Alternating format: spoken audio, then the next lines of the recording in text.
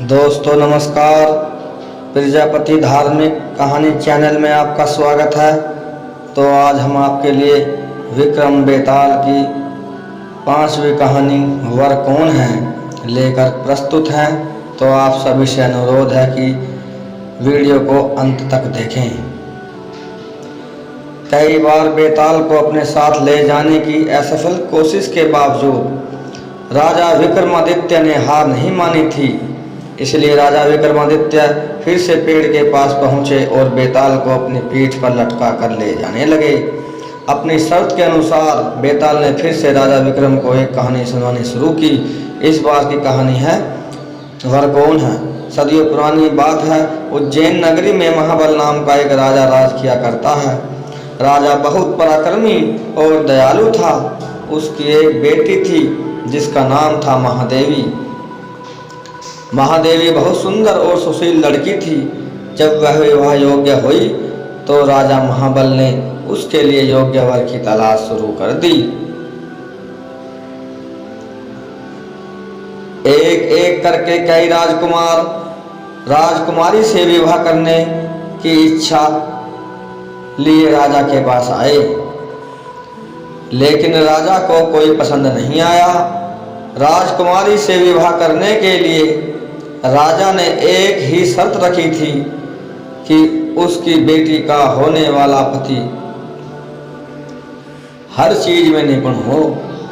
इस तरह कई दिन बीत गए, लेकिन राजा को कोई अपनी बेटी के लिए योग्य वर नहीं मिला।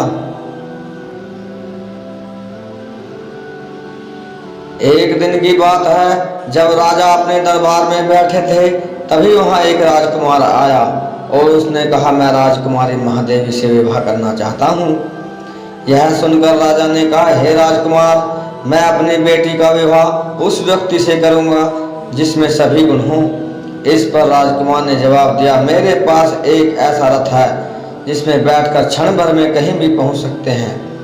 यह सुनकर राजा ने कहा, ठीक है, तुम कुछ दिन रुको, मैं राजकुमारी से पूछकर तुम्हें जवाब दूंगा। कुछ दिनों के बाद एक और राजकुमार वहां पहुंचा। उसने राजा से कहा, मैं त्रिकालदर्शी हूं और भूत, वर्तमान व भविष्य तीनों देख सकता हूं। मैं चाहता हूं कि राजकुमारी का विवाह मुझसे हो। राजा ने उसे भी इंतजार करने को कहा। कुछ दिनों के बाद राजा महाबल के पास एक और राजकुमार उनकी बेटी का हाथ मांगने आया। राजा ने उससे पूछा कि तुम में ऐसा क्या गुण है जो मैं अपनी पुत्री का विवाह तुम्हारे साथ करूं। राजकुमार ने कहा, राजन, मैं धनुर्विद्या में निपुण हूँ। मेरे जैसा धनुर्धारी दूर दूर तक कोई नहीं है।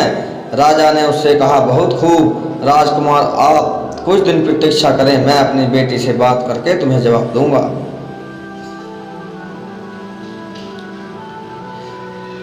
अब राजा असमंजस में पड़ गया कि तीनों ही राजकुमार गुणवान हैं, लेकिन वह तीनों से तो राजकुमारी की शादी नहीं कर सकता। तो अब सवाल यह था कि राजकुमारी का विवाह किससे होना चाहिए। वहीं दूसरी ओर एक भयानक राक्षस राजकुमारी महादेवी पर नजर लगाए बैठा था और एक दिन मौका मिलते ही वह राजकुमारी को उठाकर ले गया। यह खबर जैसे ही महल में फैली तो राजा, रानी और तीनों राजकुमार एक जगह इकट्ठा हो गए।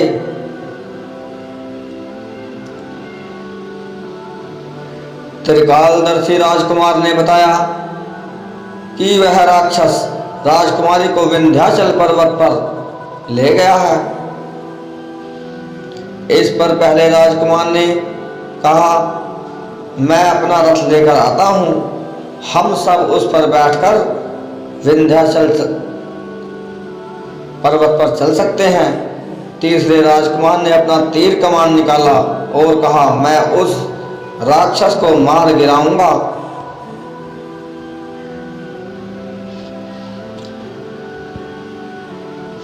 इसके बाद तीनों राजकुमार रथ पर बैठकर विंध्याचल पर्वत की ओर चल पड़े। उन्हें जैसे ही वह राक्षस दिखा तो धनुर्धारी राजकुमार ने कुशलता से उसका वध कर दिया और वो राजकुमारी को बचाकर फिर से महल ले आए। इस कहानी को सुनने के बाद बेताल ने राजा विक्रम से कहा, राजन, राजकुमारी को बचाने में तीनों राजकुमारों का योगदान था, तो अब तुम मुझे बताओ कि राजकुमारी का विवाह किससे होना चाहिए। राजन, मैंने सुना है कि तू हमेशा न्याय करता है, जल्दी उत्तर दे वरना तेरे सिर के टुकड़े टुकड़े कर दूंगा।